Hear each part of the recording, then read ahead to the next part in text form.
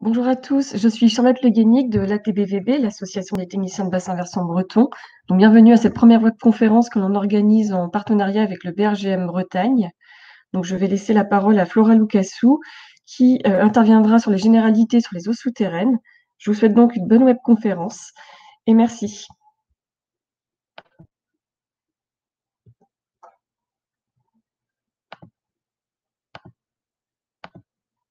Courage. Merci Charlotte pour l'organisation et pour tous ces aspects logistiques. Merci à tous pour votre participation.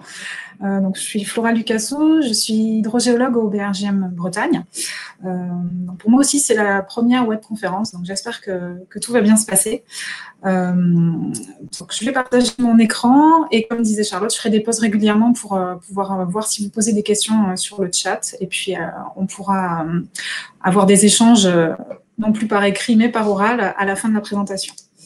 Alors, je partage mon écran. J'espère que ça fonctionne bien.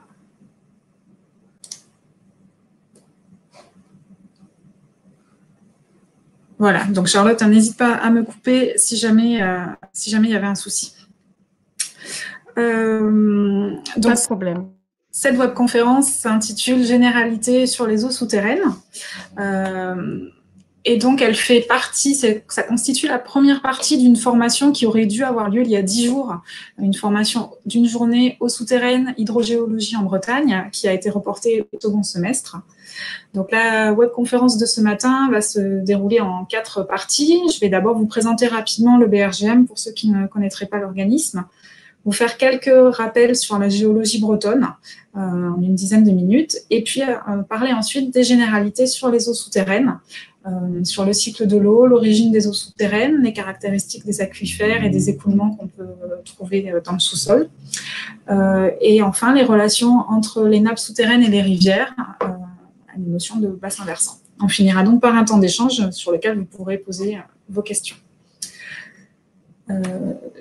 Juste pour information, puisque vous êtes cordialement invités à suivre la suite de la formation au second semestre, on abordera certains points donc plus en détail. Donc forcément, ça ne répond peut-être pas à toutes vos questions à la formation d'aujourd'hui, la webconférence d'aujourd'hui. N'hésitez pas à me faire part de vos attentes pour la formation du second semestre.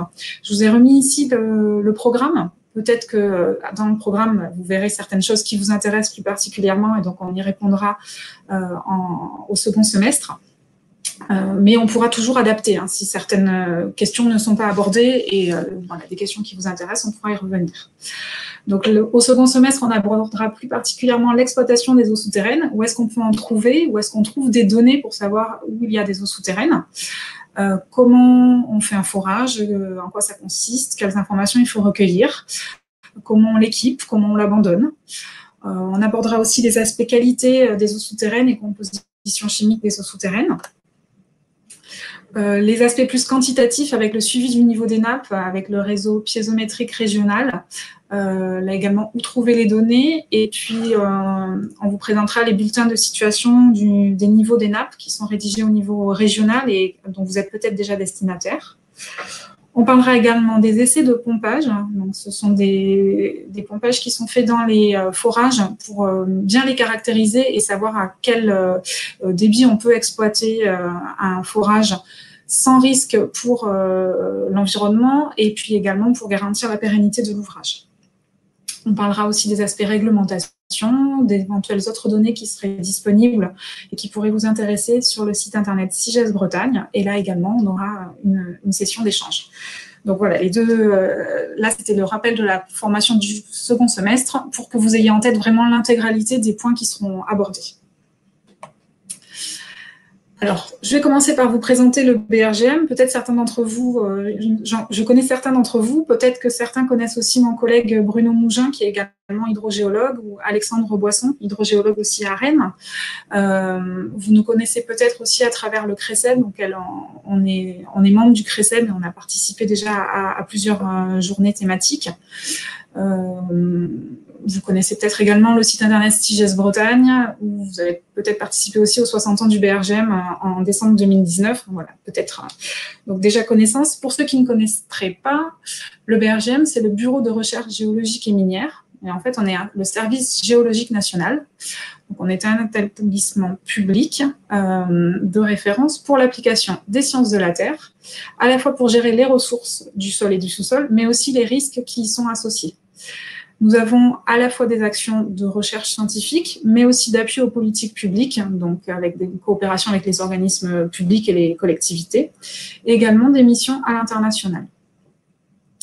Nos 4 missions principales sont de comprendre les phénomènes géologiques et les risques qui sont associés, développer des méthodes et des techniques nouvelles pour notamment gérer ces risques, produire et diffuser des données, et mettre à disposition des outils nécessaires à la gestion du sol, du sous-sol, des ressources, mais aussi à la prévention des risques, des pollutions, et puis à toutes les politiques de réponse au changement climatique. Nous sommes un établissement public à caractère industriel et commercial qui a donc fêté ses 60 ans l'an dernier, et nous sommes sous la tutelle de 3 ministères, donc le ministère de l'Enseignement supérieur et de la Recherche et de l'Innovation, le ministère en charge de l'Environnement et le ministère de l'Économie. Notre activité se décline en 6 domaines principaux d'activité, donc la géologie, la connaissance du sous-sol, qui est notre cœur de métier, avec notamment la réalisation des cartes géologiques que vous avez peut-être déjà consultées. Les risques naturels et l'aménagement du territoire, donc ça va être le littoral, l'aléa retrait-gonflement des argiles, les mouvements de terrain. Les ressources minérales et l'économie circulaire, ça on tend de plus en plus. Au départ, on s'occupait des ressources minérales, donc dans les carrières par exemple, et maintenant on va de plus en plus vers le recyclage des matériaux et faire à partir de déchets par exemple, en faire des nouvelles ressources, donc et tous les aspects économie circulaire. Une partie sur les données, services, infrastructures numériques. Là, ça va notamment être tous les sites internet du BRGM pour mettre à disposition les données produites sur la géologie et les eaux souterraines notamment. La gestion des eaux souterraines, c'est une grande partie de notre activité maintenant au BRGM. Et enfin, tout ce qui est transition énergétique et espace souterrain, ça va être la géothermie et le stockage géologique du CO2. Voilà pour nos 6 principaux domaines d'activité. Donc, au BRGM, on est plus de 1000 salariés. L'essentiel de l'effectif se trouve au siège, au centre scientifique et technique à Orléans. Mais nous avons des implantations en région, avec 18 directions régionales, 5 délégations régionales dans les anciennes régions. Et puis une implantation en métropole, mais également dans les Drômes. Pour le BRGM Bretagne, nous sommes basés à Rennes et nous sommes une équipe de 8 personnes avec 3 hydrogéologues, un géologue, un technicien et un ingénieur risque littoral. Voilà pour une présentation rapide du BRGM pour ceux qui ne nous connaissaient pas. Je vais passer directement au rappel sur la géologie bretonne, à moins que vous ayez des questions dès maintenant. Je vais peut-être arrêter tout de suite le partage d'écran pour pas trop hacher la présentation, mais voilà, je ferai une pause après la géologie bretonne. Donc, avant de parler de ce qui nous intéresse aujourd'hui, les eaux souterraines et l'hydrogéologie, je voudrais commencer en parlant de la géologie bretonne, hein, qui est la base. Quand on parle des eaux souterraines, il faut d'abord s'intéresser aux roches du sous-sol. Alors, l'histoire géologique de la Bretagne est très complexe, comme on peut le voir juste en regardant la carte géologique de la France à l'échelle du million, que vous avez ici à l'écran. On voit un patchwork de couleurs, notamment des tons rose, rouge, mais on voit une très grande diversité des roches. Et donc, rien qu'en regardant la carte, on se doute que l'organisation géologique est compliquée.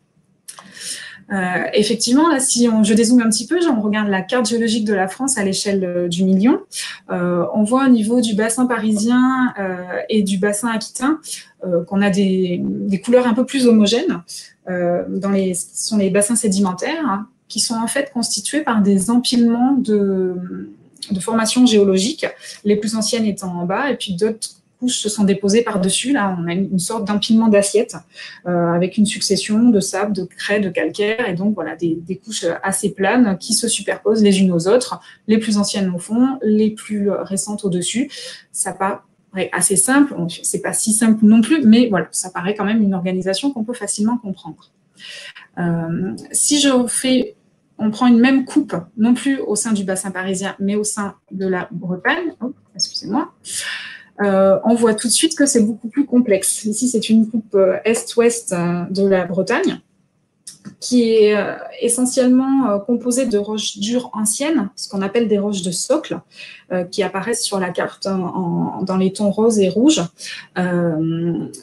On voit également qu'on a de nombreux plis, de nombreuses failles. On n'a plus du tout un empilement de couches où on trouve les plus récentes au-dessus et les plus anciennes en profondeur. C'est beaucoup plus complexe. Et forcément, ça va avoir une incidence sur le fonctionnement des eaux souterraines.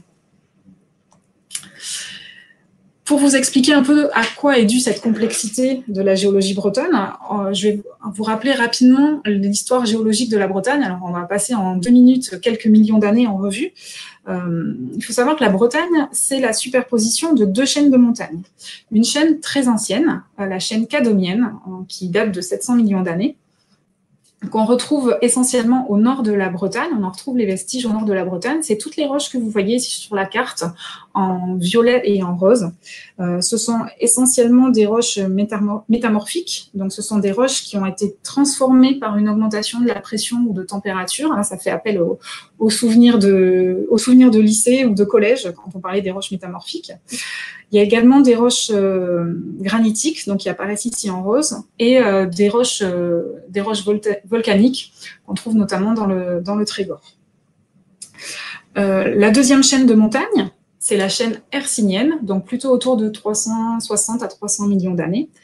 Les vestiges se retrouvent plutôt au sud de la région, le long des grandes failles qu'on appelle le cisaillement sud-armoricain et qui traversent la Bretagne d'ouest en est. Et là, on a aussi des roches métamorphiques qui ont été formées et des granites qui ici apparaissent en rouge. Donc finalement, des roches, des granites, on en va en trouver aussi bien au nord et au sud de la Bretagne, mais ils ont des âges totalement différents. Entre ces deux périodes, on a ce qu'on appelle l'extension, à l'époque paléozoïque, une période d'extension, avec des dépôts de roches sédimentaires, donc ça peut être notamment des grès. C'est ce qu'on va retrouver dans les bassins de Châteaulin, et également au sud de Rennes, toutes les formations qu'on voit ici en marron. Donc ce sont des époques où là, on a déposé des roches sédimentaires. Que se passe-t-il ensuite? La Bretagne est ensuite restée un domaine émergé, c'est-à-dire une île, et n'a plus été envahie complètement par la mer. À l'ère secondaire, donc entre le Trias et Crétacé, on a l'ouverture de l'océan Atlantique. Alors, il y avait une petite animation, mais apparemment, elle ne fonctionne pas. Donc, c'était une petite animation pour vous montrer l'ouverture de l'océan Atlantique et le déplacement des différentes plaques. Bon, vous me croirez sur parole. Donc, ouverture de l'océan Atlantique qui va entraîner une fracturation au niveau de la Bretagne sur des directions nord-sud et une altération des roches sous un climat chaud et humide avec à peu près 1000 mm de pluie par an. Donc, c'est à peu près ce qu'on trouve à l'heure actuelle en Bretagne, mais avec un climat plus chaud. Suite à cela, on assiste à une remontée de la plaque africaine, donc ce qu'on voit, la plaque ibérique ici sur l'image, qui va former les Pyrénées. Et ça va entraîner, ça va avoir des conséquences jusqu'en Bretagne. Ça va entraîner la création de bassins d'extension, donc des bassins sédimentaires comme à Chartres de Bretagne ou dans le bassin du Kiou également, avec une poursuite de l'altération. Donc, toutes ces phases géologiques que je vous ai présentées ici ont entraîné cette géologie complexe de la Bretagne. Et la géologie bretonne, c'est la superposition de plusieurs choses. C'est la superposition de la lithologie, donc la composition des roches, mais également de l'altération, donc la modification, la transformation des roches. C'est les photos que vous pouvez voir sur la partie droite, donc, où on voit des morceaux de roches très dures et saines, et puis des roches qui paraissent plus altérées, plus friables, plus argileuses, qui ont été transformées notamment par le passage de l'eau qui a pu lessiver certains minéraux. Vous l'avez sur la photo du milieu. et on le voit également sur la photo en bas, où on voit une oxydation des minéraux sur la partie supérieure de la roche et un front d'altération qui petit à petit va s'enfoncer dans la roche. On voit en dessous du stylo, là la roche est complètement saine en fait. Et donc cette altération progresse petit à petit au sein des roches. Donc lithologie, altération et également la présence de failles. Je vous parlais de la compression nord-sud tout à l'heure, qui va entraîner des ouvertures en est-ouest, avec notamment la création de bassins sédimentaires comme le bassin de Chartres de Bretagne et le bassin du Piou. Et à tout ça se superpose donc une érosion, puisqu'à l'heure actuelle, les chaînes de montagne dont je vous ai parlé ne sont plus du tout visibles.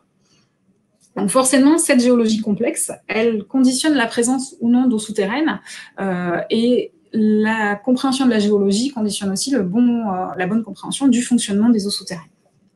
J'espère que je ne vous ai pas perdu avec cette présentation géologique qui peut paraître un petit peu complexe, mais ça me paraissait important de faire ces rappels avant d'attaquer la partie eau souterraine. J'arrête juste le partage, vérifier s'il y a des questions et si vous êtes toujours là. A priori, pas de questions. Donc, on va poursuivre. Je prends le partage.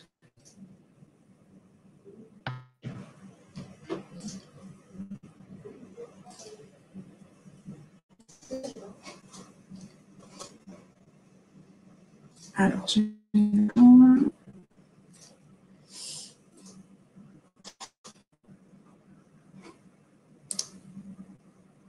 Le diaporama ne veut plus se lancer. Là, voilà, j'ai l'impression que c'est bon, ça a l'air d'être revenu.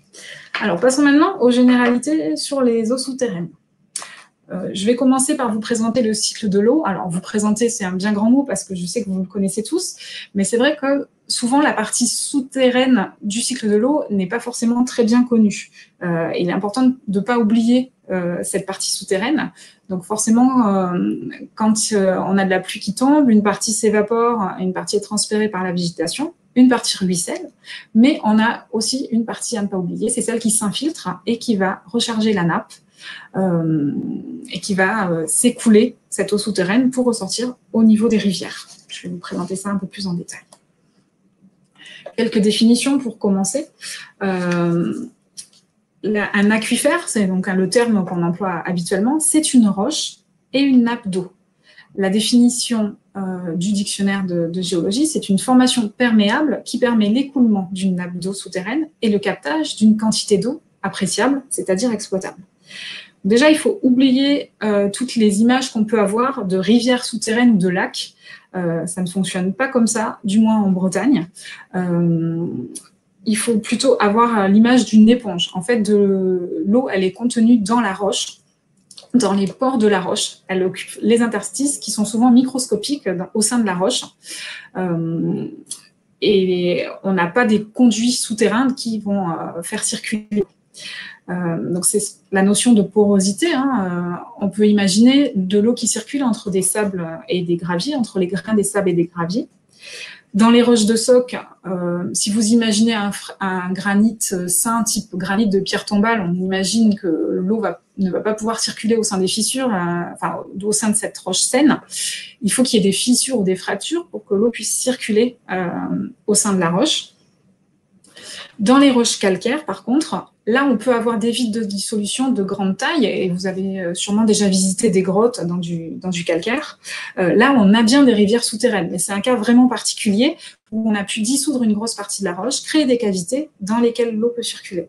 Mais ce n'est pas du tout ce qu'on a au niveau de la Bretagne. Voilà, donc l'aquifère, il faut bien retenir que c'est une roche qui contient une nappe d'eau.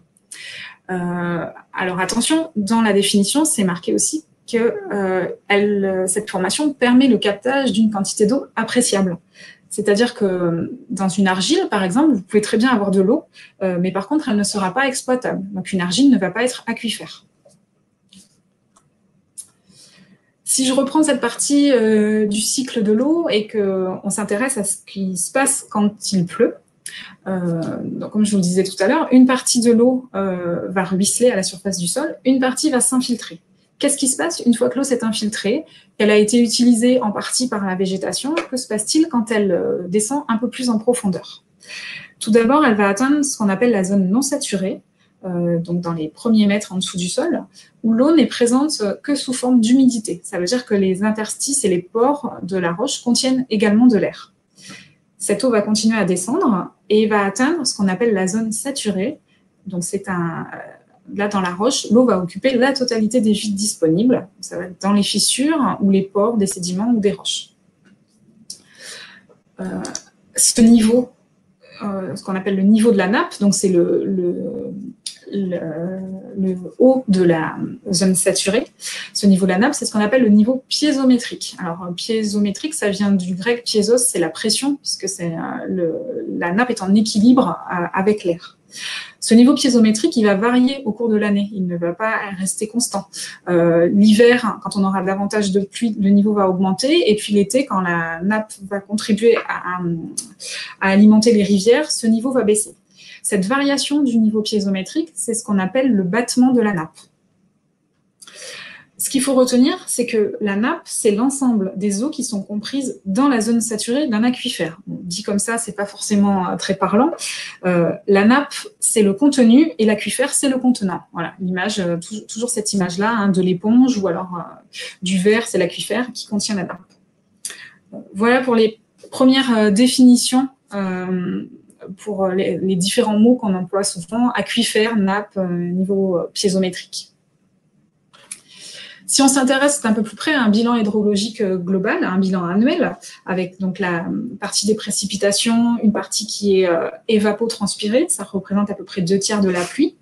Le tiers restant va se répartir entre ruissellement et infiltration.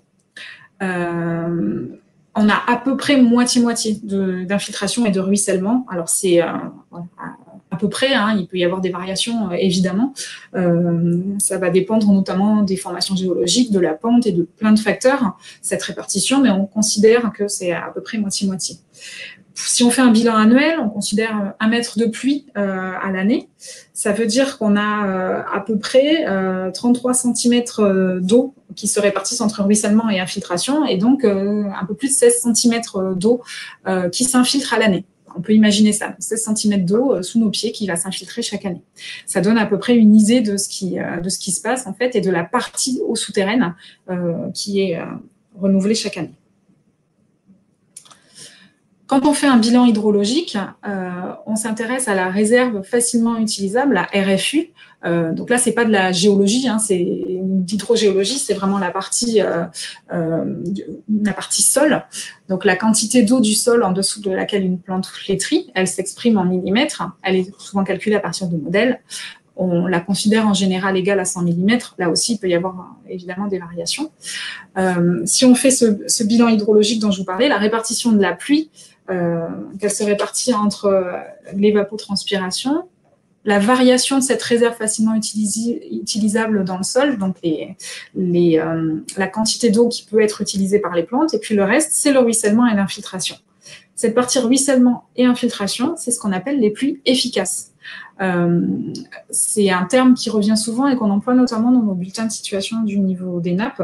Il n'est pas toujours forcément bien compris, ce terme efficace, mais peut-être mal choisi au départ, mais voilà, la pluie efficace, c'est le ruissellement et l'infiltration.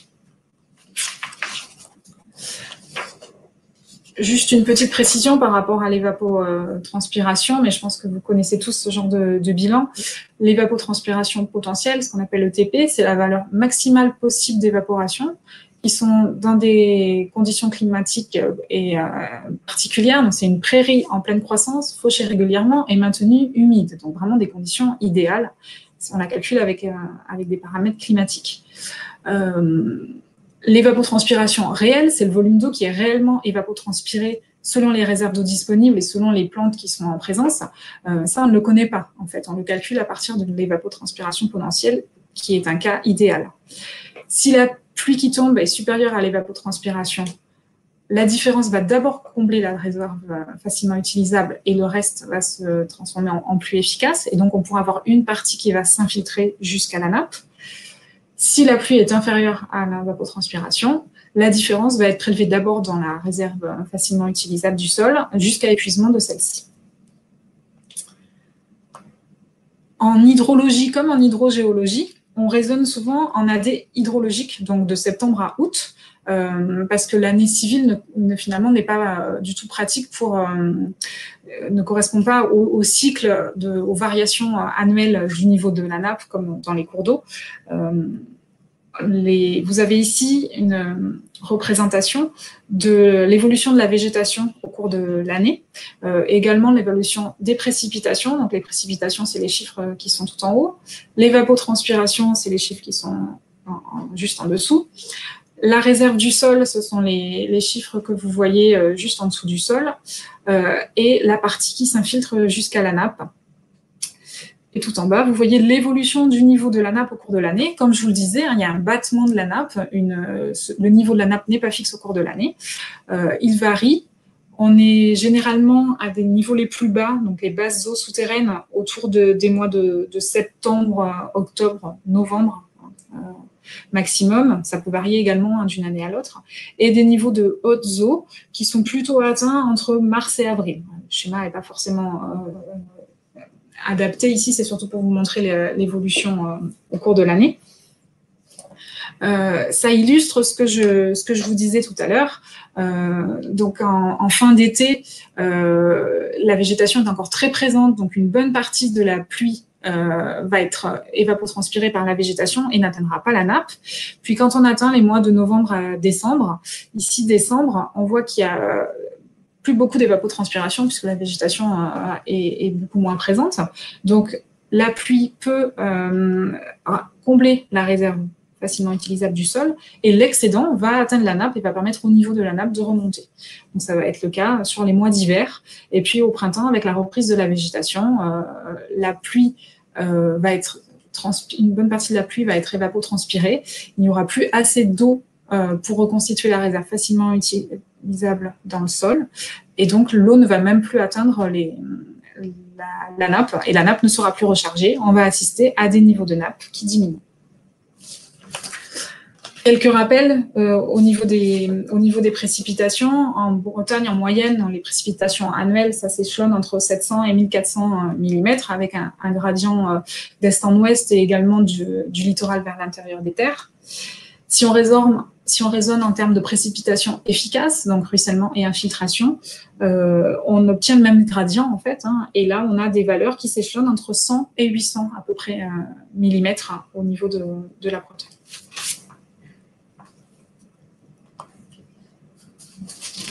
Je regarde juste si jamais il y avait des questions à ce niveau-là. Rien sur le chat. Bon, j'espère que c'est clair et que je n'ai pas endormi tout le monde et que c'est pour ça qu'il n'y a plus de questions. Mais je reprends le partage.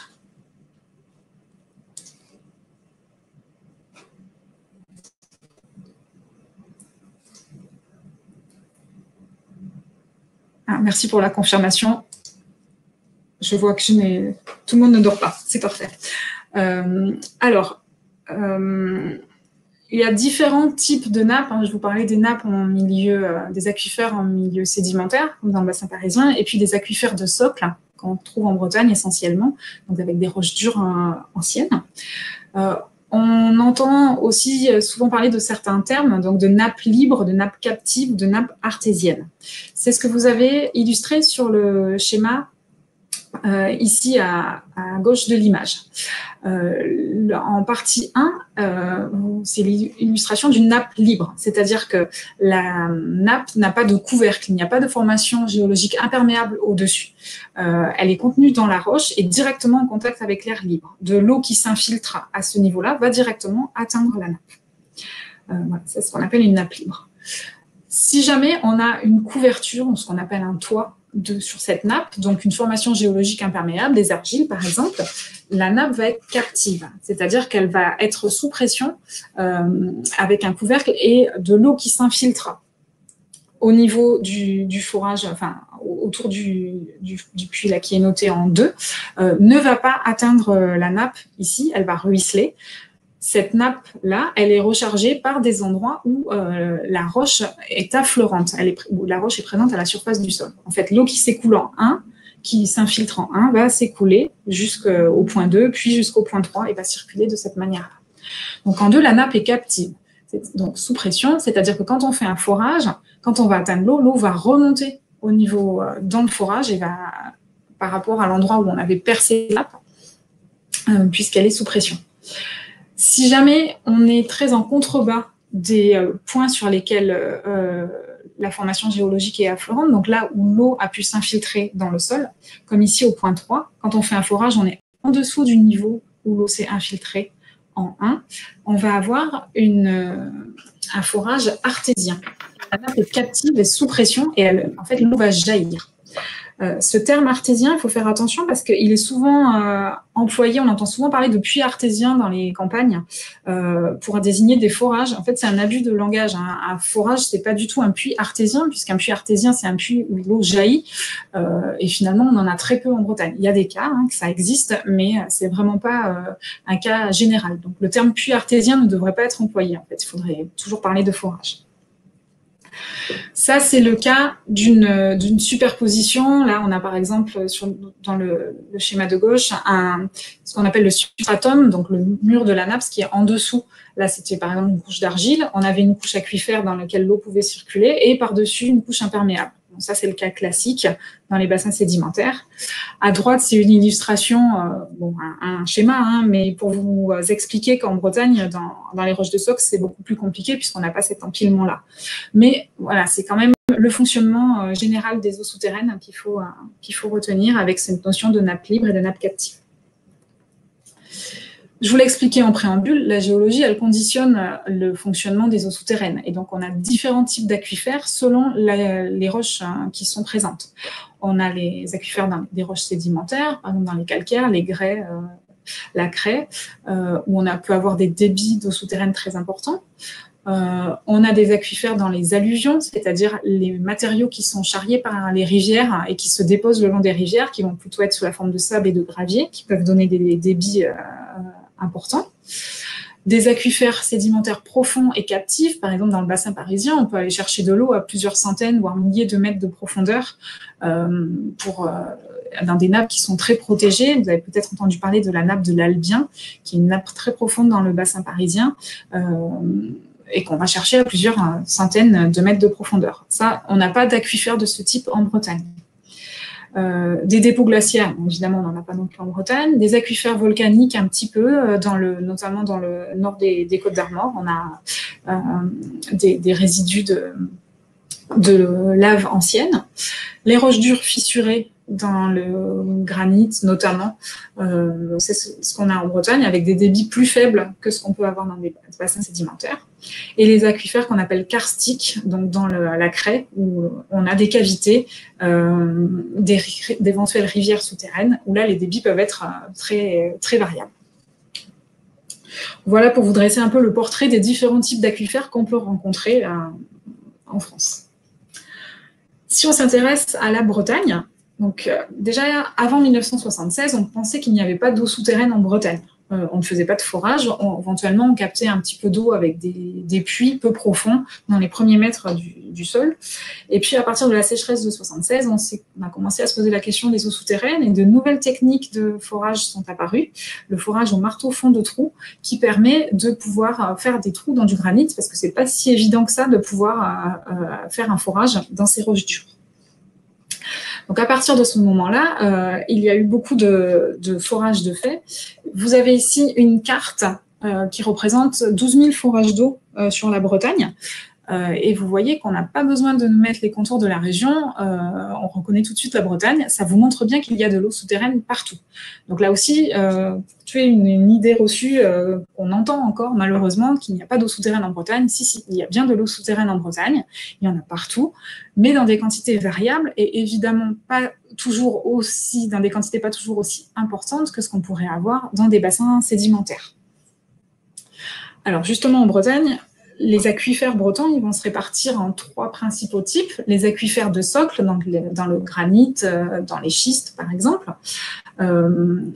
Les bassins tertiaires, c'est ce que vous avez ici représenté en jaune sur le schéma, comme le bassin de Rennes, Chartres de Bretagne, le bassin du Kiou, où là on va avoir des formations sédimentaires, des empilements de calcaire, de sable, de falin, des calcaires des sables coquillés, qui vont donner des débits d'eau très intéressants et qui sont d'ailleurs des secteurs très exploités, notamment pour l'eau potable.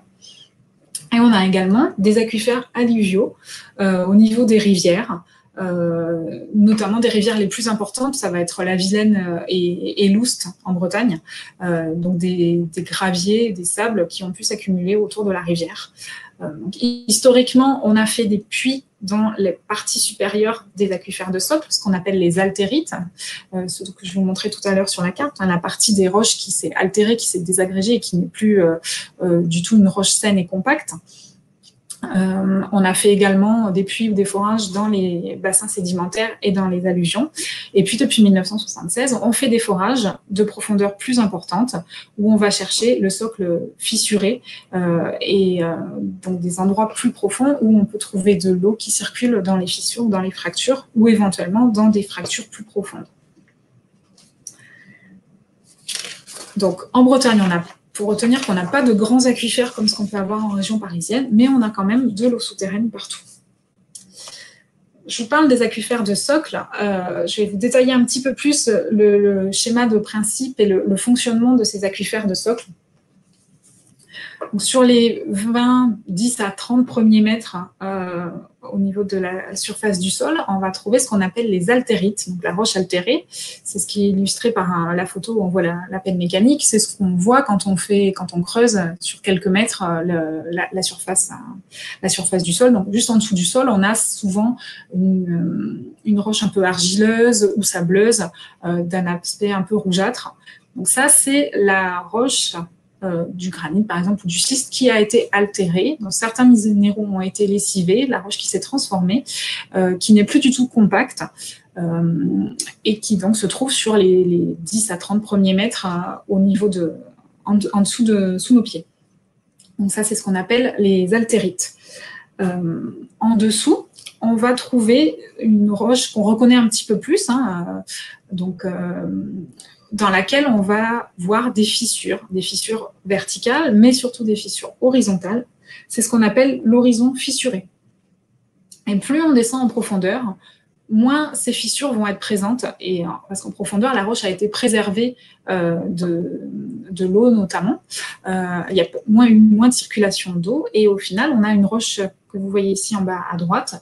Ici, c'est un granit, où on a des boules de granit plutôt saines, et puis entre ces boules, on a des fissures, des fractures dans lesquelles l'eau va pouvoir venir circuler. Mais vous voyez, on n'est plus du tout à la même échelle. La photo du haut, on avait des fissures très, très rapprochées. En dessous, on a des fractures à plus large échelle et beaucoup moins présentes. Et plus on va en profondeur, plus on a une roche saine et on n'a plus du tout de fractures ou de fissures à plusieurs centaines de mètres de profondeur.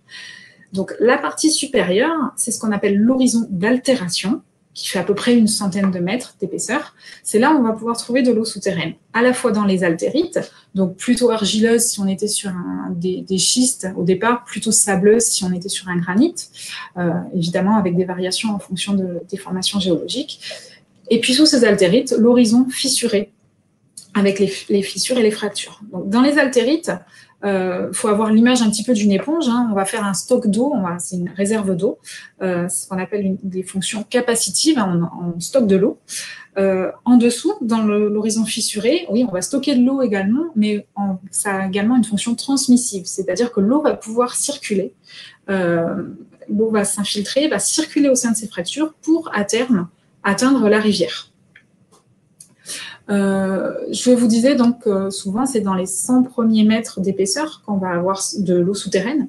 On peut également avoir de l'eau en quantité dans des fractures plus profondes. Alors, on peut trouver de l'eau en très forte quantité à 200 mètres de profondeur par exemple, mais on ne va pas en trouver partout. On va en trouver seulement aux endroits où on a des failles tectoniques, des fractures qui ont traversé notamment la faille de Quessoy-Nord-sur-Erdre, j'ai oublié de vous montrer sur la carte tout à l'heure, qui a une orientation, vous voyez la partie ouest de la baie de Saint-Brieuc, donc on voit ça fait une... Tant pis, je ne reviendrai pas je vais pouvoir revenir sur la carte là directement sur la présentation. Donc c'est une faille qui traverse toute la Bretagne, donc de la baie de Saint-Brieuc jusqu'à Nord-sur-Erdre en Loire-Atlantique. donc, c'est ce type de faille qui a eu des conséquences très importantes sur la géologie régionale, des fractures très profondes vont pouvoir permettre de trouver de l'eau souterraine en quantité, en profondeur, à condition de savoir où se trouvent ces failles. Si on fait un forage et qu'on tombe dans la roche Seine ici en rose, on n'aura pas d'eau souterraine à ce niveau-là. On en aura dans les 100 premiers mètres, mais on n'en aura pas plus en profondeur. Donc, c'est pas forcément la peine de faire un forage plus profond pour avoir plus d'eau. Ça fonctionne pas forcément comme ça. Ces notions-là, elles vous seront détaillées un peu plus en profondeur dans la seconde partie de la formation, au second semestre. Mais voilà, j'espère que déjà ça vous donne une image des aquifères bretons. Je regarde juste s'il y a des questions avant de passer à des notions un peu plus physiques. Alors, dans les zones très denses en forage, peut-il y avoir une réelle concurrence sur l'eau? Alors oui, ça c'est une bonne question qu'on pourra aborder dans la deuxième partie de la formation. C'est une question qu'on se pose de plus en plus. En Bretagne, on parlait surtout de qualité des eaux souterraines et de surface. Maintenant, on s'intéresse de plus en plus à la quantité. Et donc, oui, on vous l'expliquera en deuxième partie de formation. Dans les zones denses en forage, quand on fait un forage, le niveau d'eau va baisser. Et s'il y a beaucoup de forages les uns autour des autres, on peut évidemment avoir de la concurrence. Mais normalement, quand on fait un forage, on vérifie ce qui se passe autour du forage. On vérifie s'il y a déjà d'autres forages. On fait des essais de pompage pour vérifier qu'on ne va pas assécher les puits des voisins. Donc tout ça doit être pris en compte quand on fait un forage. Mais effectivement, il y a des secteurs où il y a plus de tension qui est sur les eaux souterraines. Voilà. Donc, j'espère avoir déjà commencé à répondre à la question et on pourra y revenir au second semestre. Alors, je reprends le partage.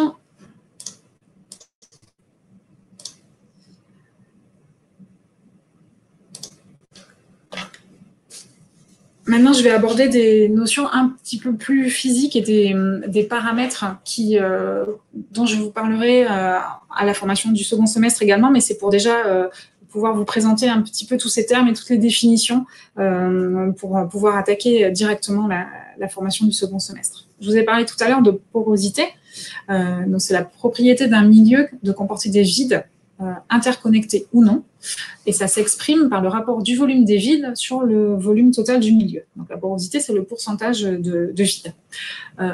Donc, c'est tous les pores qu'on trouve entre les grains de la roche.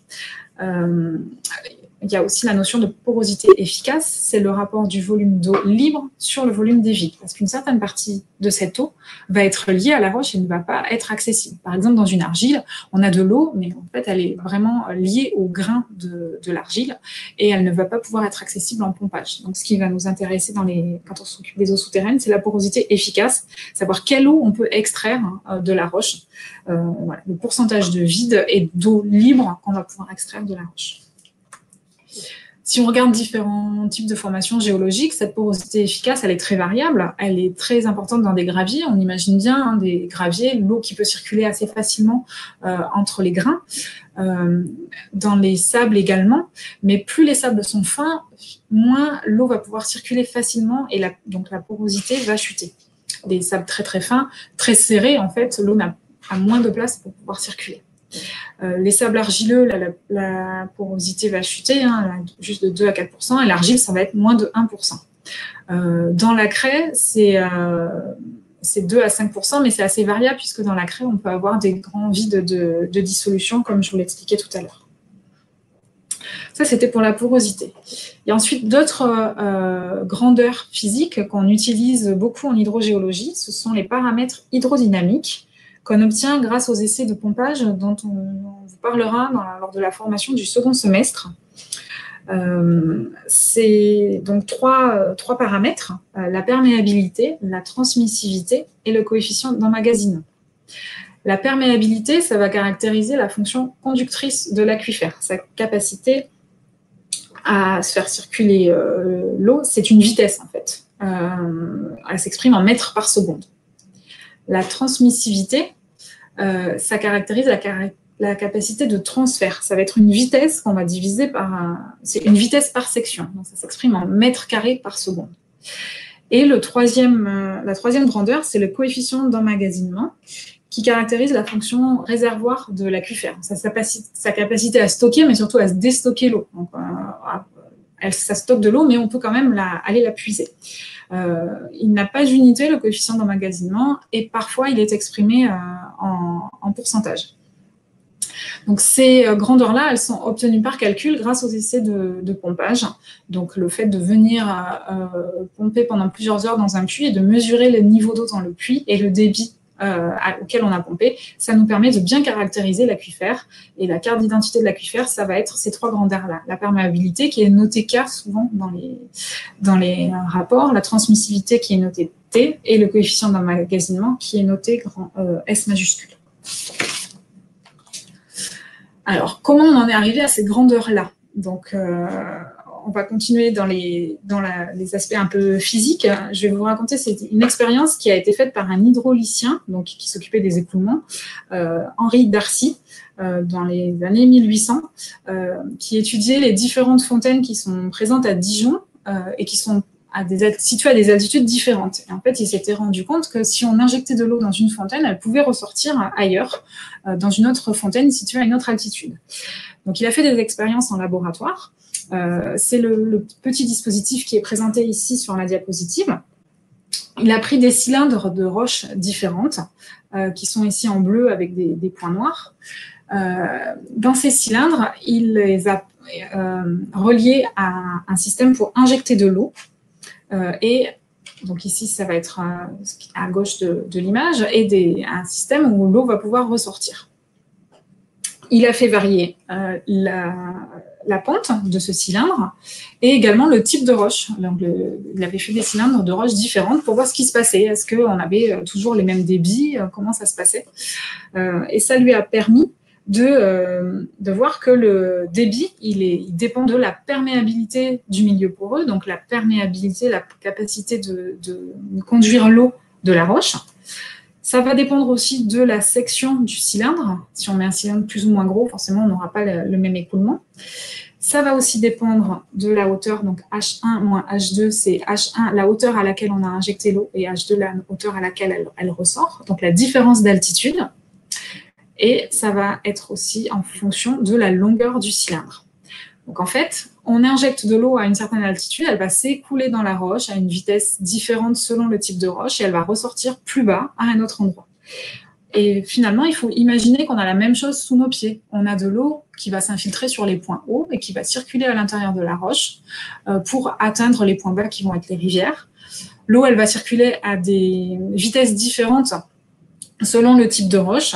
Ça va dépendre aussi de la pente, de l'altitude. L'eau, elle va des points hauts aux points bas, forcément, en souterrain comme en surface, ça ne change pas. Et donc voilà, c'est ces expériences-là qui ont permis de caractériser, de déterminer la perméabilité des différentes roches. C'est comme ça qu'on détermine la perméabilité en laboratoire des différentes roches. Alors, si on fait le même classement qu'on avait fait tout à l'heure pour la porosité, donc la perméabilité, c'est en mètres par seconde, c'est des valeurs très faibles. Là, vous voyez l'échelle, ça va de 10-2 à 10-13. La perméabilité est supérieure pour les graviers, les gravillons dépourvus d'éléments fins. On est autour de 0,01 mètres par seconde. Pour les sables, c'est un petit peu plus faible. Pour les grès, les sables très fins, encore plus faibles. Et pour les argiles, là, la perméabilité est de 10-13. On considère qu'en fait, il n'y a pas d'eau qui peut circuler à l'intérieur. En Bretagne, on est aux alentours, dans les roches, autour de 10-2 à 10-5 pour nos formations qui sont aquifères. Donc la transmissivité, c'est le volume d'eau qui peut traverser un prisme d'aquifère, c'est la définition du dictionnaire, sous l'effet d'une différence de charge unitaire. La différence de charge unitaire, c'est la différence de hauteur dont je vous parlais tout à l'heure, le H1 moins H2, c'est le moteur de l'écoulement. Il faut qu'il y ait une différence d'altitude, sinon, si on met le cylindre à plat, il n'y a plus d'écoulement, il n'y a plus du tout d'écoulement qui se passe. La transmissivité, elle est reliée à la perméabilité, donc la perméabilité qui est notée K, que vous voyez ici dans l'équation. La transmissivité, c'est la perméabilité fois l'épaisseur de l'aquifère. Donc c'est la vitesse à laquelle l'eau traverse les vitres du terrain fois la hauteur du terrain qui est mouillé, la hauteur de l'aquifère. On voit ici sur la figure une coupe avec une succession de différentes formations géologiques qui ont des perméabilités différentes. Certaines vont pouvoir faire circuler plus d'eau que d'autres. Ça dépend si on a des argiles, si on a des graviers, si on a des sables. Et donc, la transmissivité, c'est pour chacune des couches la perméabilité de chacune des roches fois l'épaisseur de l'aquifère. Ça me permet d'obtenir une perméabilité moyenne. Quand on a quelque chose d'homogène, c'est assez facile. Quand on a des formations géologiques qui ne sont pas homogènes en profondeur, il faut combiner tout ça pour comprendre la circulation de l'eau souterraine.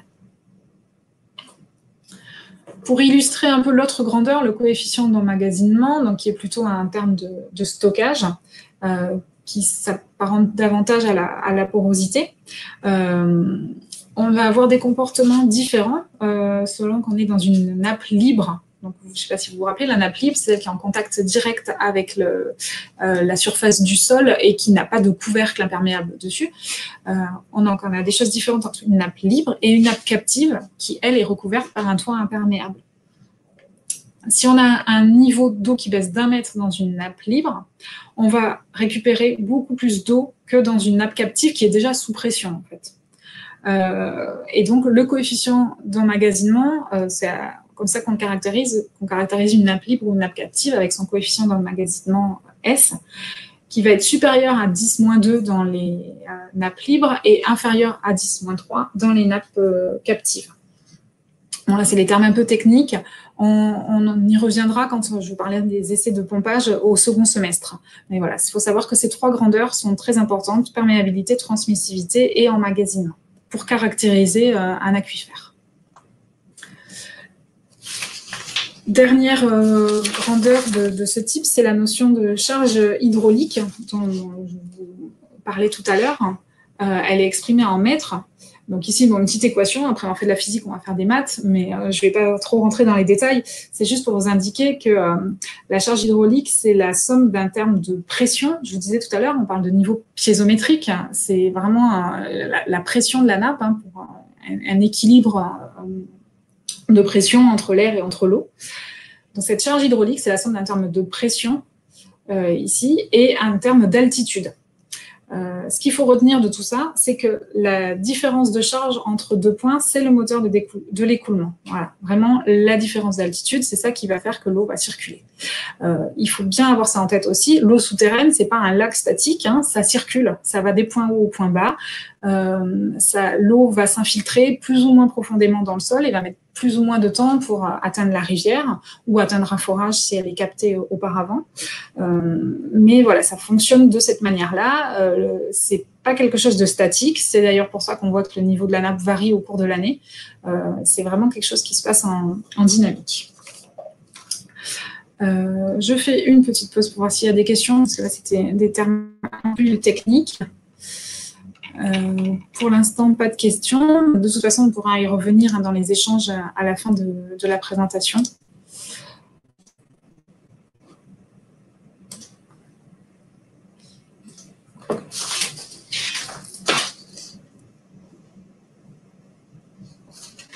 Alors, on va arriver à la dernière notion que je voulais aborder dans cette partie généralité sur les eaux souterraines.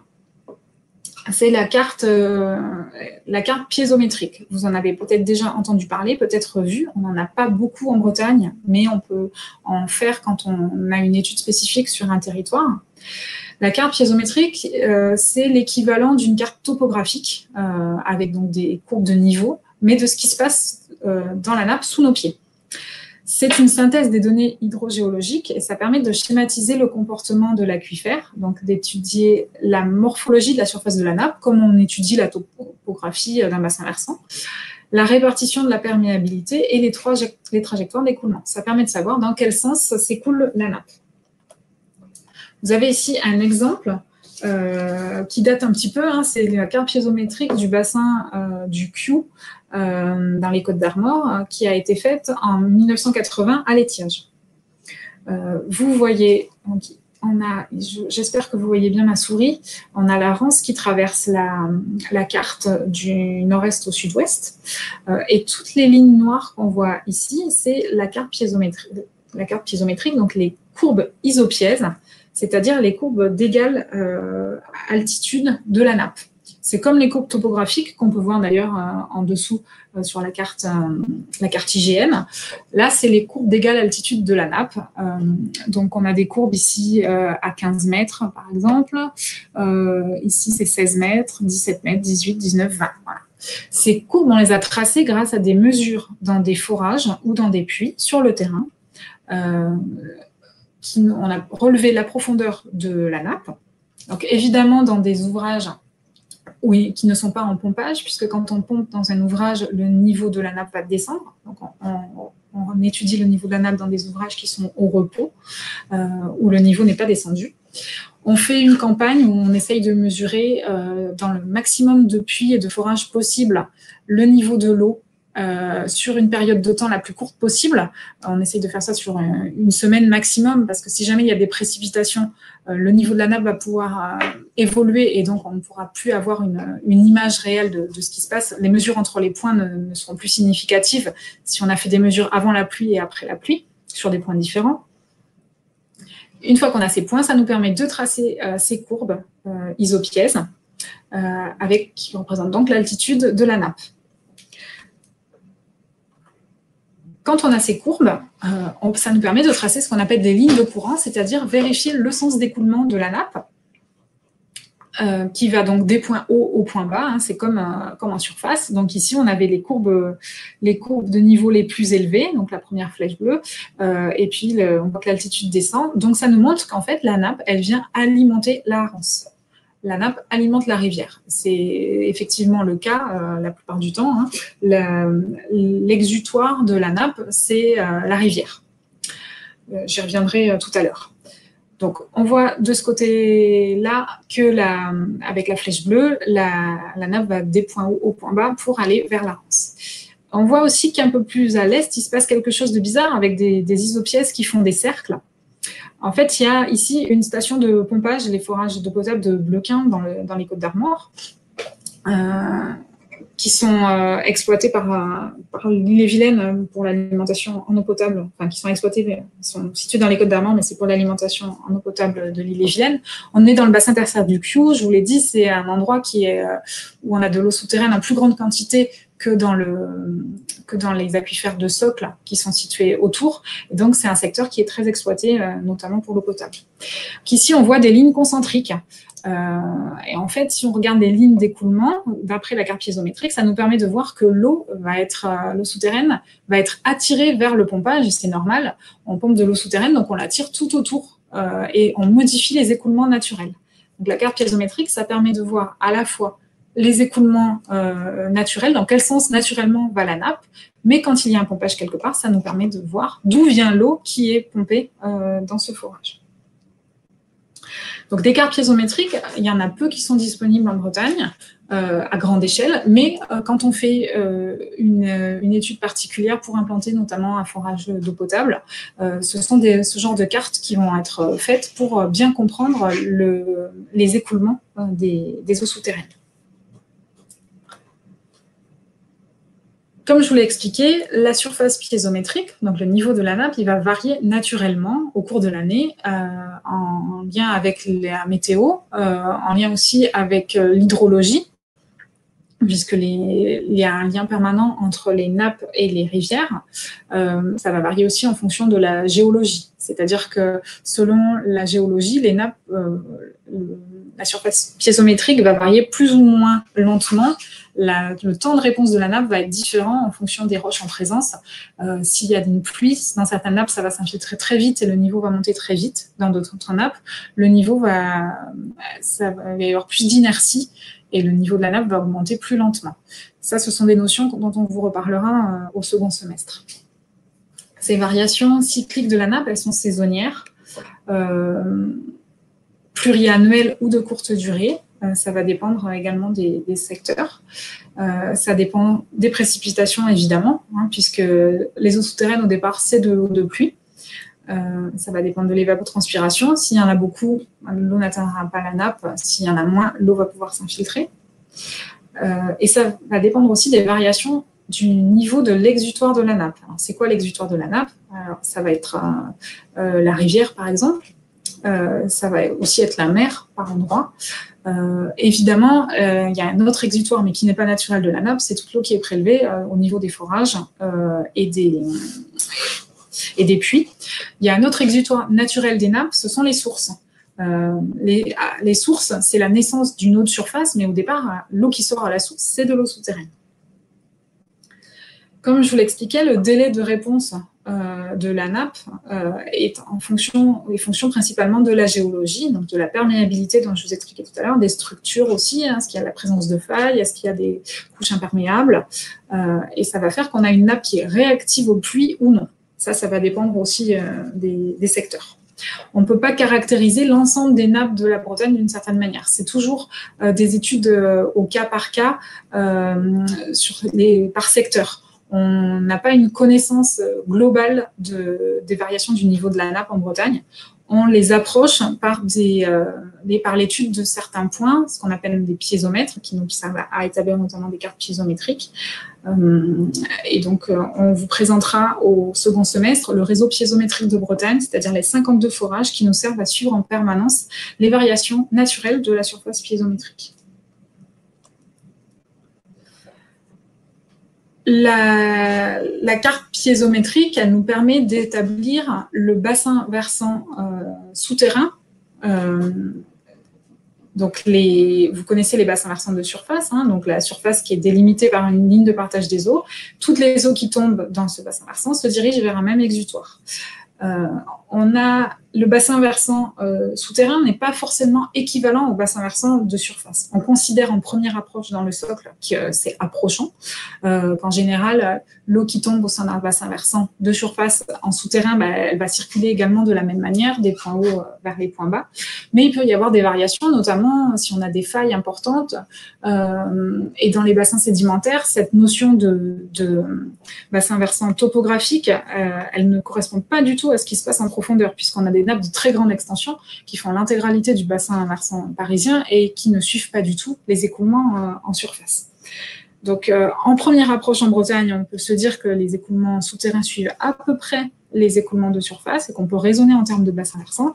Attention, c'est pas vrai partout et souvent, il faut faire justement des mesures plus précises, implanter des piézomètres pour mieux comprendre d'où viennent les écoulements. Par contre, effectivement, on n'a pas de l'eau qui vient de Châteaulin et qui viendrait alimenter Rennes. On n'a pas du tout de grandes nappes qui parcouraient toute la Bretagne. C'est vraiment l'eau souterraine qu'on capte à un endroit. Il provient quand même d'un secteur assez restreint autour du forage quand on est en Bretagne. On n'a vraiment pas des nappes qui traversent toute la Bretagne. Et enfin, dernière notion plus en détail, c'est cette relation entre les nappes et les rivières. Vous avez sur la partie gauche un schéma avec en bleu turquoise l'écoulement de la rivière, donc qui va du haut vers le bas de l'image. C'est une vue en plan. Et puis vous avez les courbes bleu foncé, ce sont les isopièzes, donc la carte piézométrique. Avec en rouge l'essence d'écoulement de la nappe. Donc, ça veut dire qu'en haut de l'image, ce sont les niveaux les plus hauts de la nappe et en bas, les niveaux les plus faibles. On voit les lignes rouges, donc ici, qui s'écartent de la rivière sur la partie qui est située en haut de l'image, alors qu'en bas de l'image, là, les flèches rejoignent la rivière. Si on regarde ce qui se passe en coupe, donc, ce sont les deux schémas que vous avez à droite de l'image. Vous voyez, ici, vous aviez les lignes, les flèches qui s'écartaient de la rivière, parce qu'en fait, le niveau de la rivière est plus élevé que le niveau de la nappe. Et là, c'est la rivière qui vient alimenter la nappe. D'où ces flèches qui s'éloignent, ça nous montre que c'est la rivière qui alimente la nappe. À l'inverse, en bas de la figure, les flèches rouges rejoignent la rivière. Donc, ça veut dire que la nappe vient alimenter la rivière. Effectivement, le niveau de la nappe est plus haut que le niveau de la rivière. Ça, c'est ce qu'on observe dans la plupart des cas en Bretagne, avec donc une nappe qui vient contribuer à l'alimentation de la rivière. C'est pas vrai partout, notamment dans les bassins sédimentaires, où on peut avoir sur une même rivière une succession de secteurs où c'est la rivière qui alimente la nappe et d'autres secteurs où la nappe alimente la rivière. Ça peut également varier au cours de l'année. En hiver, quand le niveau de la rivière est très élevé, c'est plutôt la rivière qui va alimenter la nappe, alors qu'en été, quand le niveau de la rivière est très bas, c'est la nappe qui vient alimenter la rivière. Et d'ailleurs, en Bretagne, quand on n'a pas de pluie l'été et qu'on a encore de l'eau dans la rivière, c'est vraiment de l'eau souterraine. Ça vient essentiellement de la nappe. Concernant ces relations nappe-rivière, il y a un projet qui a été mené par le BRGM entre 2005 et 2008. C'est le projet Silure Bretagne, qui a été fait par mon collègue Bruno Mougin, et qui a notamment étudié cette contribution des eaux souterraines au débit des rivières. Vous avez ici, sur cette carte, les bassins versants bretons de surface, en amont des stations de jaugeage. C'est pour ça que quand vous avez toute la frange littorale qui est grisée, c'est tous les secteurs en aval des stations de jaugeage et sur lesquels on n'a pas pu faire ces études. Donc tous ces bassins versants amont, ils sont représentés du jaune au orange et orange foncé, et ils représentent la contribution globale annuelle des eaux souterraines à l'alimentation des rivières. Les bassins en jaune, c'est une faible contribution des eaux souterraines, ça s'échelonne entre 35 et 50%. Ça veut dire que sur l'année, toute l'eau qui s'écoule dans la rivière, il y en a 35 à 50% qui provient des eaux souterraines. Là, c'est la moyenne à l'année. Plus on va vers le rouge, plus cette contribution augmente, et les bassins qui sont figurés en orange foncé, la contribution des eaux souterraines va de 60 à 85% pour l'alimentation des rivières. Donc une très forte contribution des eaux souterraines au débit des rivières. Évidemment, ça c'est une moyenne à l'année, mais ça varie, comme je vous le disais, à l'étiage, on peut avoir 100% de l'eau de la rivière qui provient des eaux souterraines. Et ça va être le cas sur quasiment l'intégralité des bassins versants, que la contribution annuelle des eaux souterraines soit forte ou faible. La différence entre les bassins versants, elle est liée notamment à la géologie et à plein de facteurs différents. Mais donc c'est intéressant de voir que ces bassins versants sont plus ou moins reliés aux eaux souterraines. Voilà, on pourra y revenir également au second semestre. Donc, il y a certains secteurs où, que ce soit au niveau de la qualité ou de la quantité de l'eau, quand on est sur les bassins versants orange, il est très important de prendre en compte les eaux souterraines, puisque si les eaux souterraines sont dégradées ou si les réserves en eau souterraine sont faibles, ça veut dire que si elles sont dégradées, à l'étiage, dans les cours d'eau, on risque d'avoir une qualité d'eau dégradée également. Et si les eaux souterraines ont le stock d'eau souterraine ne s'est pas rechargé, par exemple, pendant l'hiver, ça veut dire qu'on aura peu de soutien d'étiage par la nappe au cours d'eau l'été. Si vous êtes intéressé par cette carte, je vous ai mis le lien pour accéder à cette carte sur le site internet CIGES Bretagne, avec différentes explications. Ça peut vous permettre déjà de voir selon vos secteurs les différentes données qui sont disponibles. Si vous voulez en savoir plus, eh bien, je vous donne rendez-vous au second semestre pour cette formation souterraine hydrogéologie en Bretagne. Ça sera probablement au mois d'octobre. On va prochainement fixer la date avec Charlotte.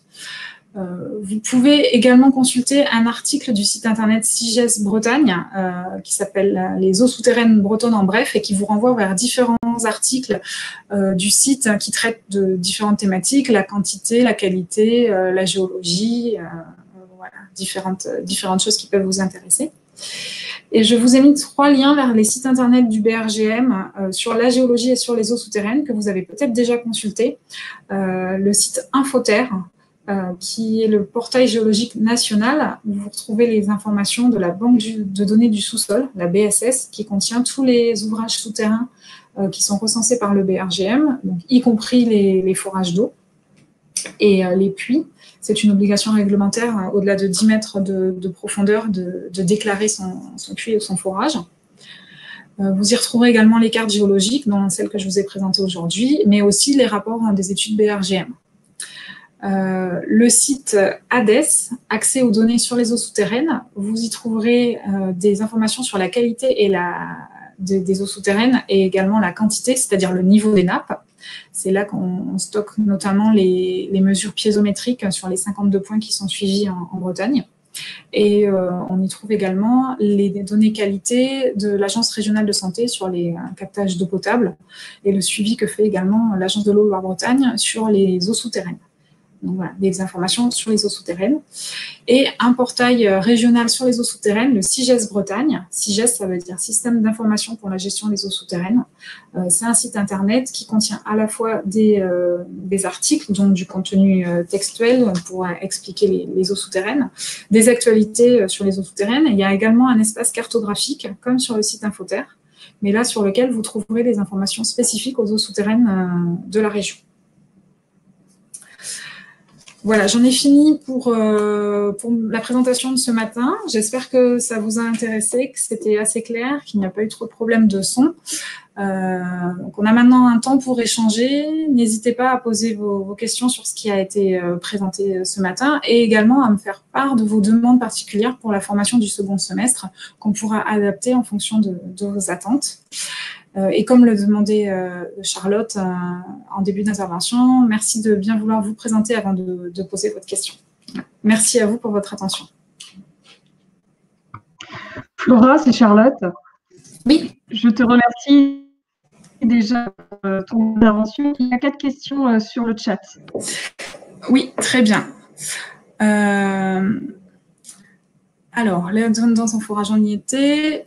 Une question de Mathilde Gaston. Donc, pour la réalisation de ces cartes, y a-t-il des difficultés liées au nombre de piézomètres ou des différentes nappes dans lesquelles ils sont implantés? Alors, effectivement, quand on veut réaliser une carte piézométrique, il faut avoir un certain nombre de points pour que ce soit représentatif. Il faut que ce soit assez dense.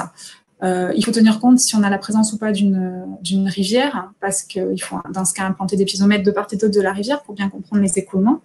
Mais c'est très important aussi de voir dans quelle nappe ils sont implantés.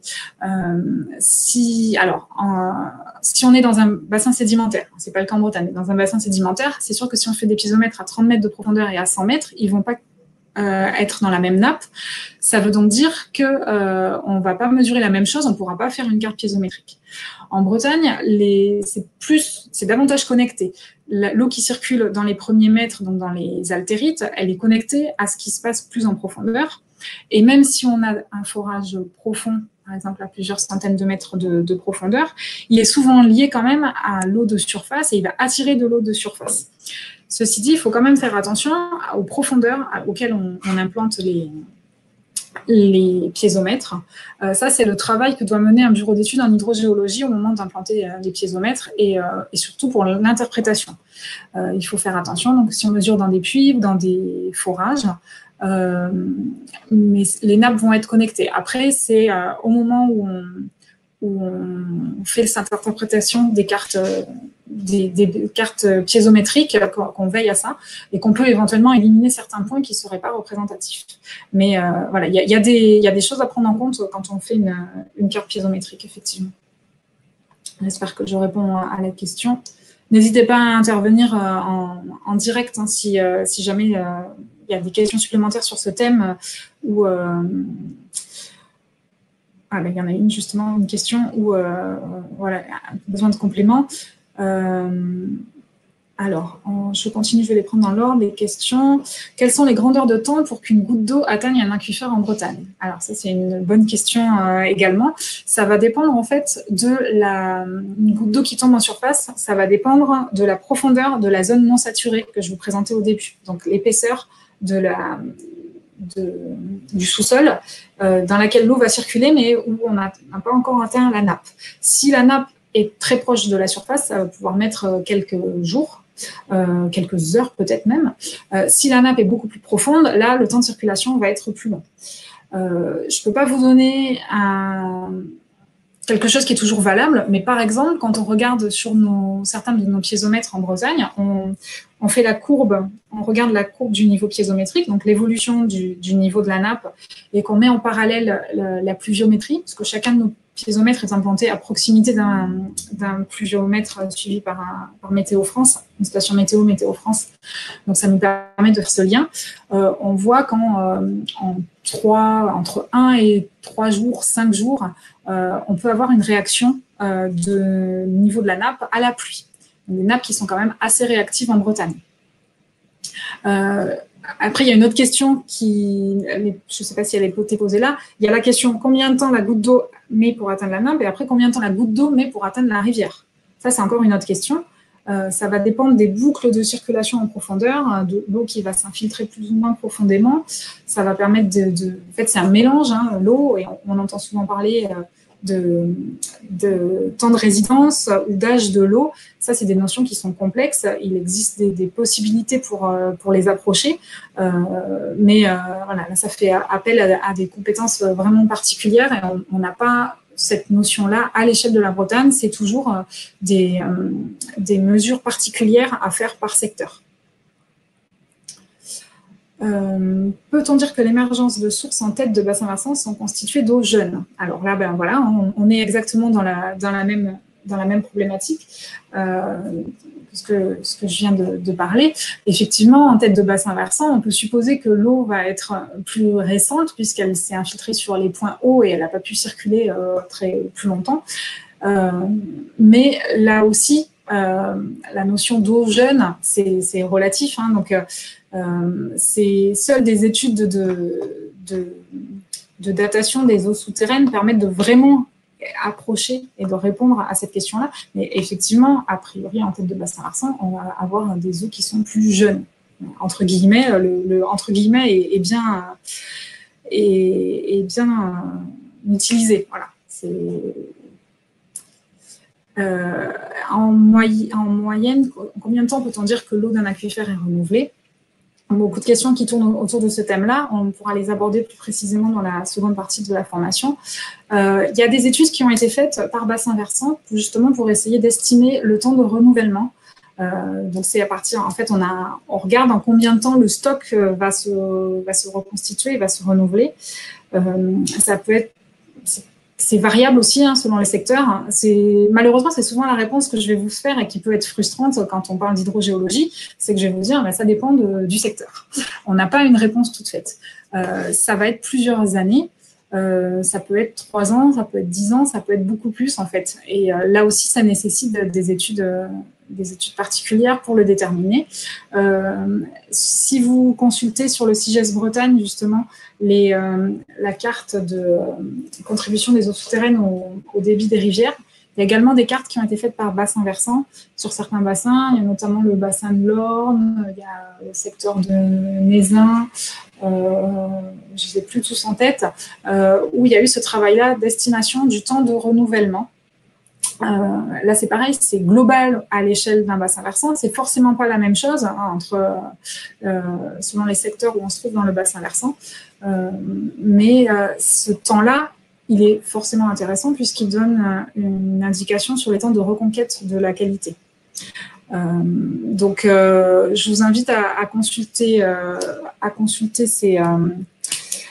ces études. C'est Silure bassin versant, donc sur le CIGES Bretagne. Je pense que vu le nombre de questions, je pense que c'est intéressant qu'on s'y penche un peu plus dans la seconde partie de la formation.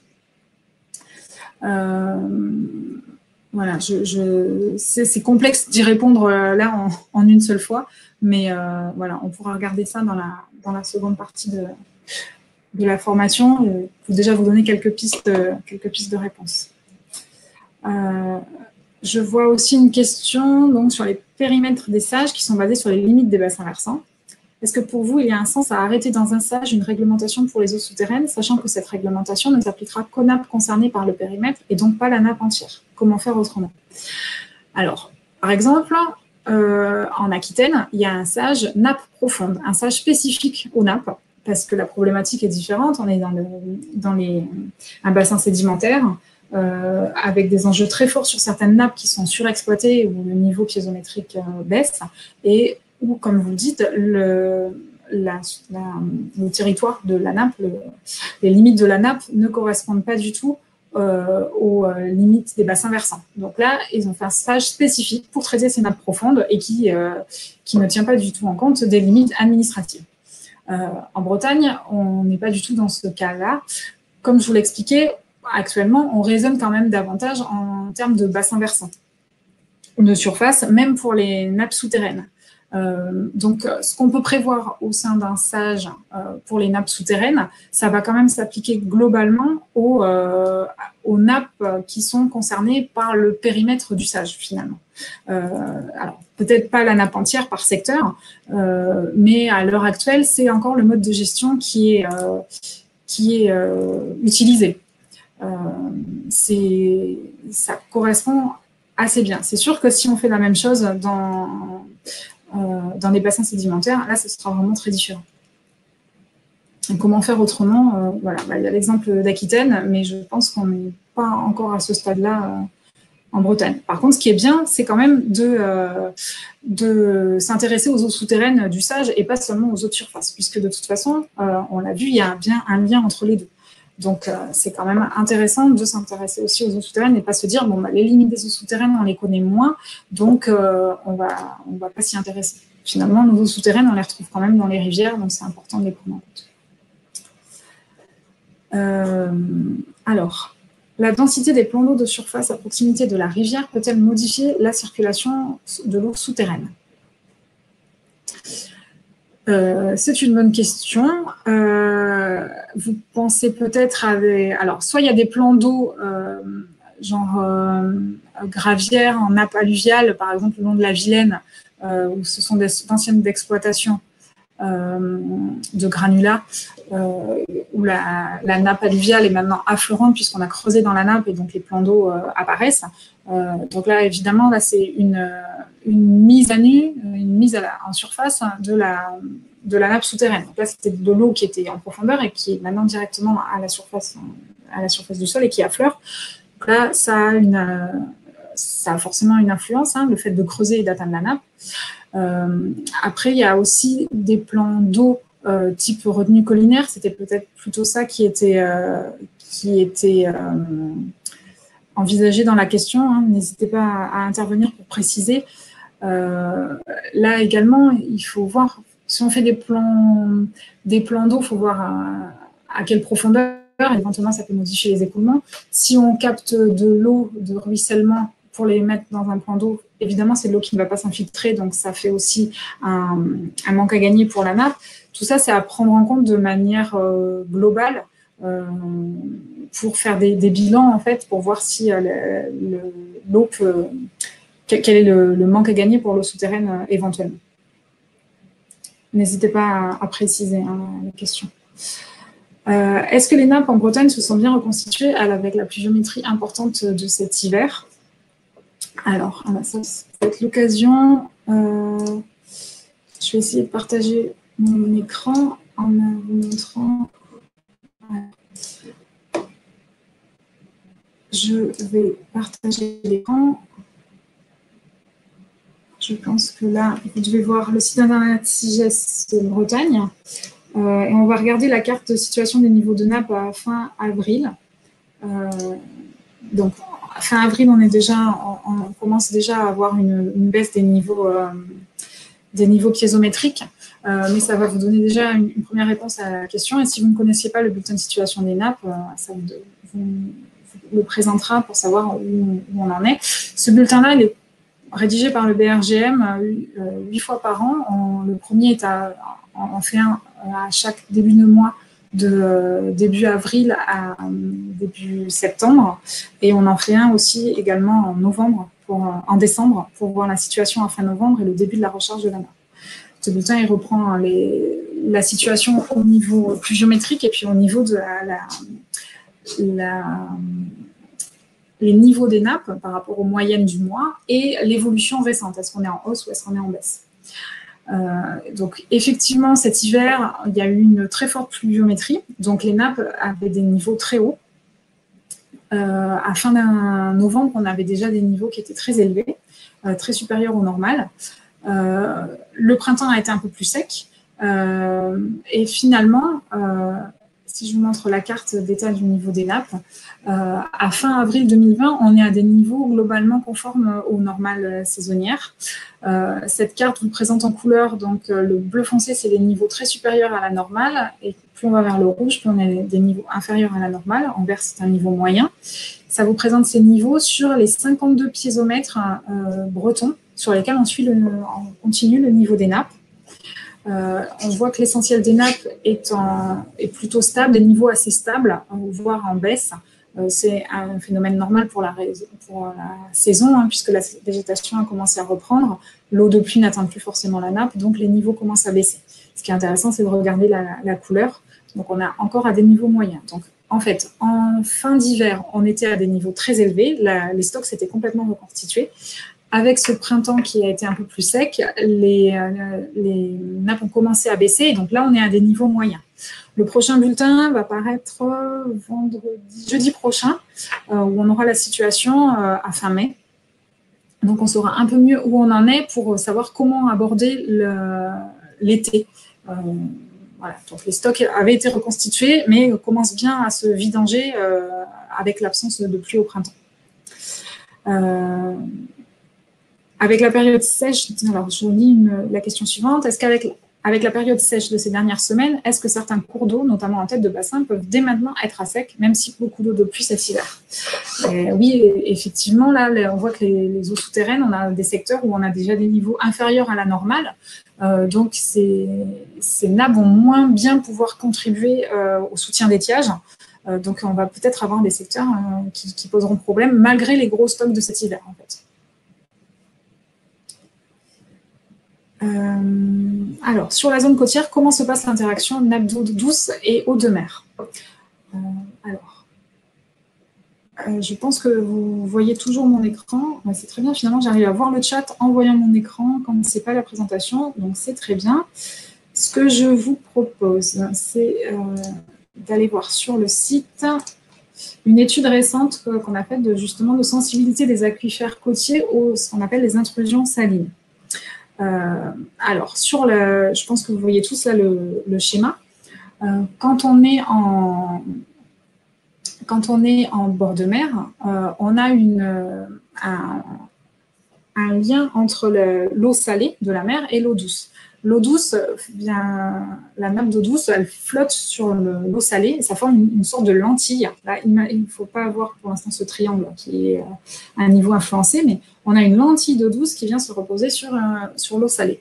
L'eau douce, elle flotte sur l'eau salée parce qu'elle est moins dense. Et donc, on a ce qu'on appelle un biseau salé qui se forme naturellement au niveau du littoral. C'est un équilibre entre l'eau douce et l'eau salée. Si on vient faire un pompage à ce niveau-là, on vient déséquilibrer cette interface entre eau douce et eau salée. Alors là, elle est figurée sous la forme d'un trait. C'est pas aussi simple, hein. C'est une zone de transition. On passe de l'eau salée à de l'eau saumâtre et à de l'eau douce, en fait. Mais on a donc cette interaction, cette modification d'un équilibre entre eau douce et eau salée. Il faut savoir que quand on vient faire un pompage ici à proximité du littoral, quand on fait diminuer le niveau de l'eau douce d'1 mètre, le niveau de l'eau salée va remonter de 40 mètres en profondeur du fait de la différence de densité entre l'eau douce et l'eau salée. Donc, il faut faire très attention quand on fait un pompage ici à proximité du littoral, à ne pas trop descendre le niveau piézométrique, à ne pas trop faire de rabattement, c'est comme ça qu'on s'appelle dans le forage, pour ne pas attirer de l'eau salée en profondeur. Parce que la conséquence, c'est que si on fait remonter de l'eau salée en profondeur, l'eau salée étant plus dense que l'eau douce, c'est un phénomène irréversible. On n'aura plus jamais d'eau douce à cet endroit-là. Donc, si jamais ici, votre pompage fait encore remonter ce biseau salé, ça veut dire qu'au niveau du forage, vous pompez de l'eau salée et c'est définitif, vous n'aurez plus d'eau douce. Mais surtout, vous contaminez toutes les nappes entre ce forage et la mer.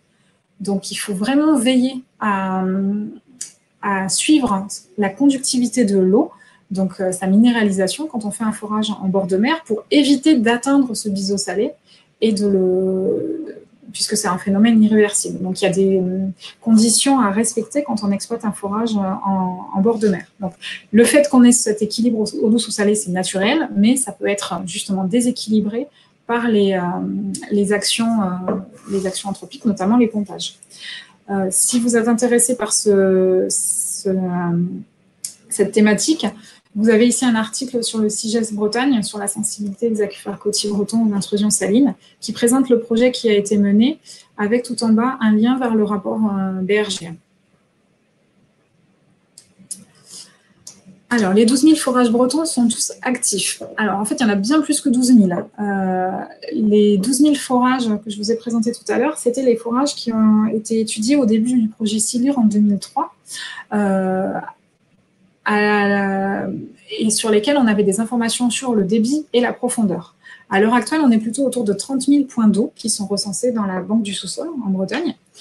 Alors, c'est des points d'eau qui sont recensés quand le foreur déclare le forage ou le puits lors de sa réalisation. Cette base, il faut savoir déjà que donc c'est déclaratif, c'est obligatoire au titre du code minier, mais on suppose que tous les forages, on sait que tous les forages ne sont pas déclarés, malheureusement. C'est difficile d'estimer combien ne sont pas déclarés, mais il y en a quand même un certain nombre. Donc sur ces 30 000 forages, il y en a sûrement plus. Par contre, on n'est pas forcément informé quand un de ces forages est abandonné ou rebouché. Donc, ça veut dire que sur les 30 000 qui sont dans la banque du sous-sol, tous ne sont peut-être pas actifs, mais il y en a aussi sûrement plein d'autres qui sont actifs et qui ne sont pas connus. Donc, on peut peut-être considérer que c'est un chiffre approximatif, mais voilà, on n'a pas forcément l'idée de tous les forages qui sont exploités. Question suivante. Dans le cas d'une pollution de nappe, quelles sont les mesures mises en place pour la protection des rivières? Il y a la protection des rivières, il y a aussi la protection la première chose, c'est la protection des autres captages qui seraient en aval. C'est déjà arrivé qu'il y ait des déversements de produits, par exemple dans un puits, en amont d'un captage d'eau potable souterrain.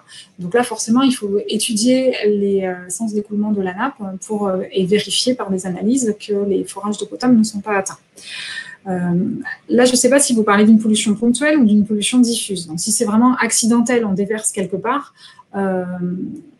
L'idée, d'abord, c'est si on sait qu'il y a eu un souci, soit de produits qui sont déversés sur la surface du sol et qui se sont infiltrés et qui ont atteint la nappe.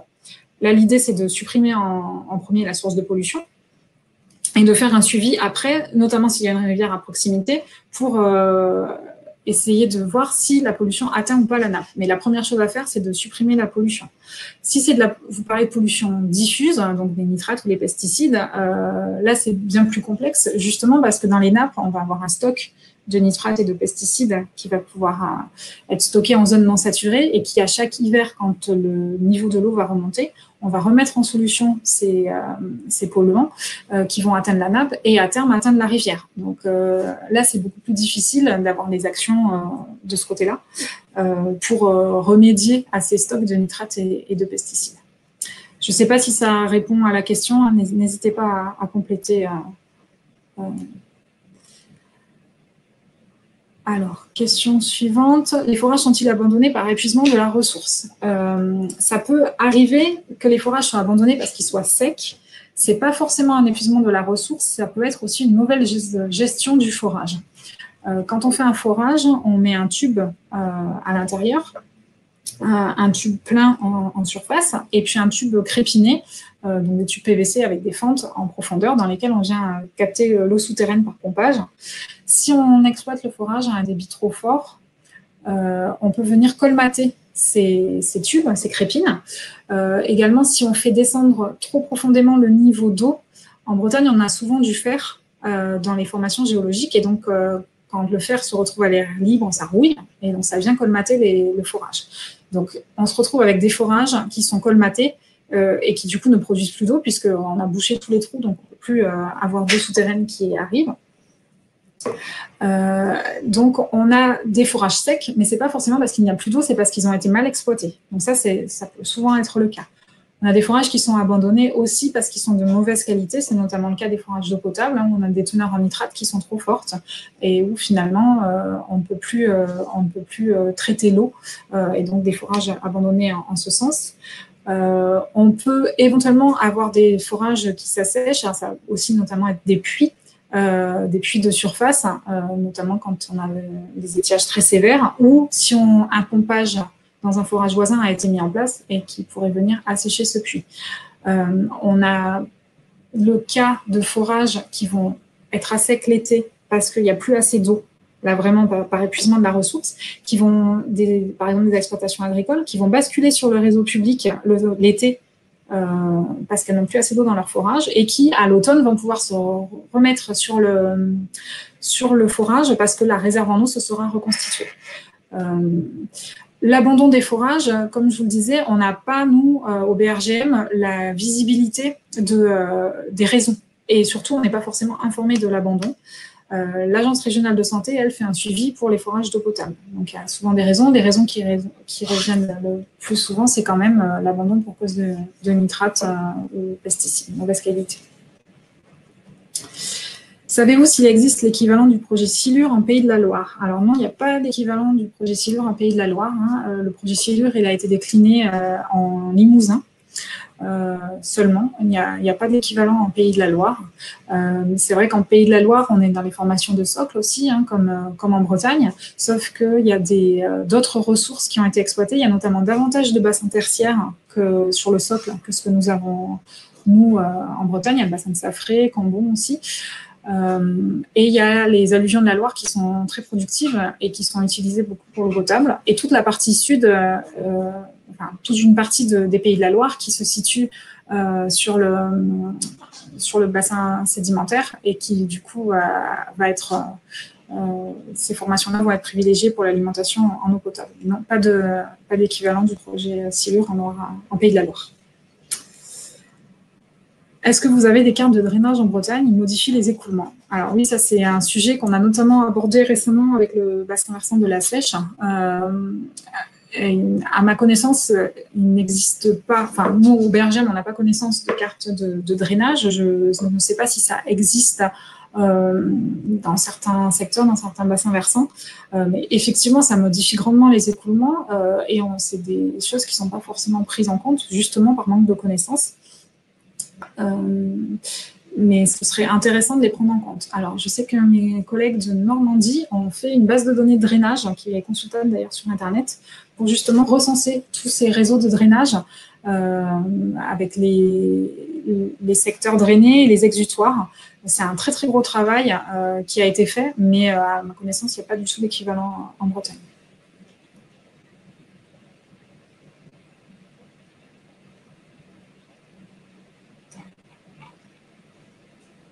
Alors, je crois que j'ai répondu à toutes les questions.